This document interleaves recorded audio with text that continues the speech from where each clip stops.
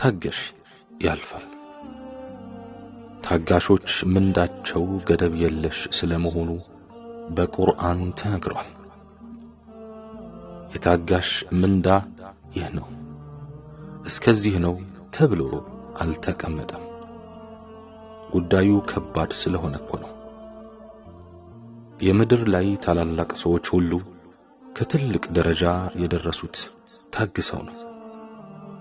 ቅቤ አናት ላይ የወጣሁት ተገፍቼ ነው አለች አሉ። መገፋትሽን አትጢ፣ ያለምንም ምክንያት መጠላትሽን አታማርሪ እህቴ። ፊት ነሱኝ ብለሽ አትሸብሪ፣ ባይሆን ሁሉም ነገር ለበጎ ነው በይ።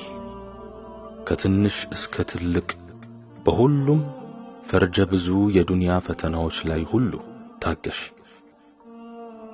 ዱንያ በእጅጉ የትዕግስት አገር ናትና በዱንያ ላይ ታገሽ።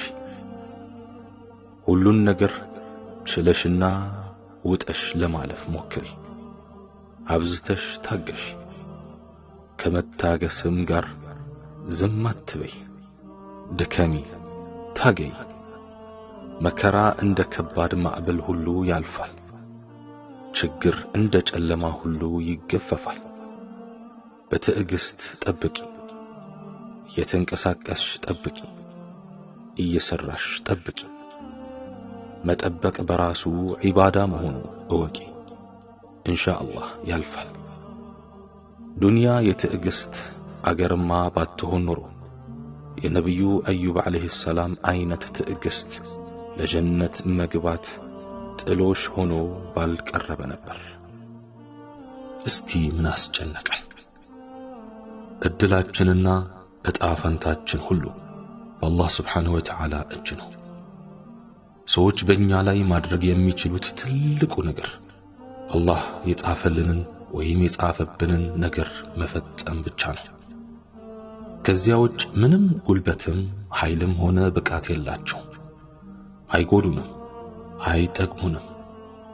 የነካንና የሚነካን ሁሉ ሊነካን የሚችለው አላህ Subhanahu Wa Ta'ala እንዲነካን የፈቀደው ነገር ብቻ ነው። ለዚህም ነው ጠቃሚም ሆነ ጎጂ፣ ሰጪም ሆነ ነሺ የፈጠረን አምላክ አላህ Subhanahu Wa Ta'ala ብቻ ነው የምንለው። ለዚህም ነው መስራት እንጂ መጨነቅ አይገባንም የምንለው። እስቲ ምን አስጨነቀን? የሚያሳስበን የሲሳያችን ጉዳይ ከሆነ እሱም ከሁሉም ነገር ቀድሞ ተጽፏል። ሊነጥቀን ሊያግደንና ሊከለክለን ቢሞክር ማንም አይችለው። ለየግላችን በጀታችን ተመድቦልናል። እሰርቃለሁ፣ እቆርጣለሁ፣ እነፍጋለሁ ቢል ማንም አይችለው። የተጻፈልን ሲሳይ ከኛ ጋር አለና ስላልፈለግን ገፍተን አንመልሰውም። ባንፈልገውም እሱ ራሱ ይፈልገናል። ሪዝቃችን እንደ ሞት ቀናችን ሁሉ የቤታችንን በር ያንኳኳል። ብንሸሸውም አሳዶ ይደርስብናል። ስለተስገበገብን ጎትተን አናመጣውም። እንሸከም ብንል ተሸክመነው አንዞርም። የፈጠረን አላህ Subhanahu Wa Ta'ala ሊለግሰን ቃል ገብቷል። የሚያስፈልገንን ሁሉ ሊያሟላልን እና ከርሳችንን ሊሞላ ፈቅዷል። የትም ብንሄድ ሪዝቃችን ራሱ ይከተለናል። ሞት እንደሚፈልገን ሁሉ እኛን ፍለጋ ያለንበት ድረስ ይመጣል። ስለዚህ ለምን ሐሳብ እናበዛለን?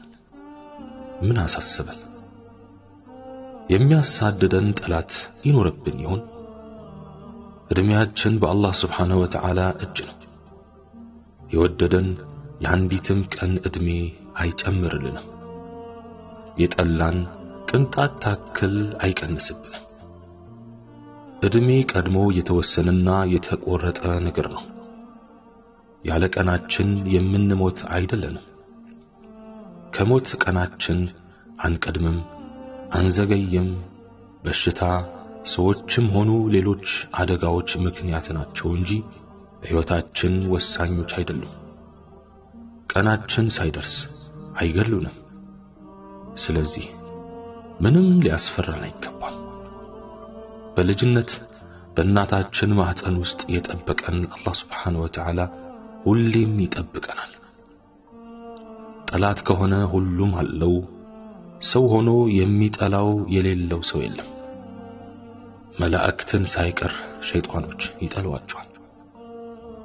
ምርጦቹ የአላህ ነብያትም ደጋጎቹ የአላህ Subhanahu Wa Ta'ala ባሮችም ጠላት ነበራቸው።